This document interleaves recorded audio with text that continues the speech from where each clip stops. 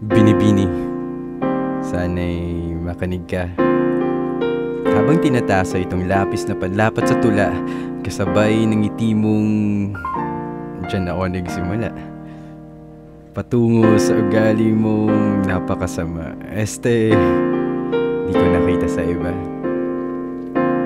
Binibini, nais ko sanang haranahin ka. Ngunit gamit ko'y hindi musika. Ito'y sulat kamay ng isang makata na nais ka sanang alayan ng tugma. Isang tula na sana marinig mo at iyong madama. Sambit ng lamparang saksi sa aking pagsusulat, iilawan itong tugma patungo sa apoy na tatahakin ko. Napakamaldita mo, pero lagi kong hinihiling na makasama ka hanggang sa pagtanda ko. Kasabay ng una na gamit ko sa pagtulog, habang dahan-dahan ako sa iyong nahuhulog. Kasabay ng kumot na panangga ako sa lamig, habang kausap ka at kinikilig at naririnig ang iyong hilik. Hindi man kita maalayan ng bulaklak sa ngayon, hayaan mong darating ang panahon na hawakan mo yan habang patungo sa altar. Sa madaling salita, kapag tayo ng dalawa ay kinasal, sa ngayon ang nais ko'y alagaan ka habang maglalakbay tayong dalawa sa pangarap na dapat muna nating mauna.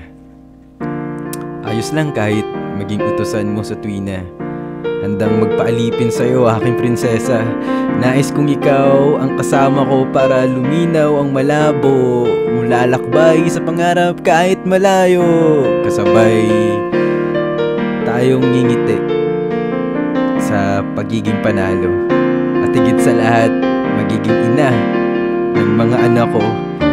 Ayos ng lumang bahay, magluto ng lutong bahay, maging ilaw ng tahanan at maging reyna sa ating kaharian. Sa ngayon, pwede ba kitang yayain sa kanto para kumain ng balot, kwek-kwek at itlog pugo? Maghihimay-himay ng isaw at turo-turo. Baka gusto mo ng Betamax o inihaw. Diba yun naman yung laging binibili mo pag pauwi ka na sa inyo?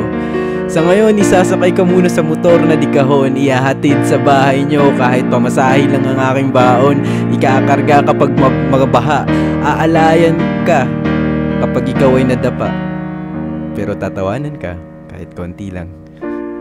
Sa ngayon, nais ko lang ay mahawakan ng iyong kamay. Sa ngayon, ako muna ang iyong karamay. Sa ngayon, ako muna ang kasama at kasabay. Para sa pagdating ng panahon, sabay tayong magkakaroon. Sa pagtapos nitong tula, nais ko lamang na sambitin ng iyong mga labi at dila na pwede na akong pumasok sa mundo mo. Bigyan mo ng pagkakataon at mapuntahan mo. Sa madaling salita, ang matupad ang pangarap ko, at ito ay maging ikaw at ako hanggang sa huling paghinga ko.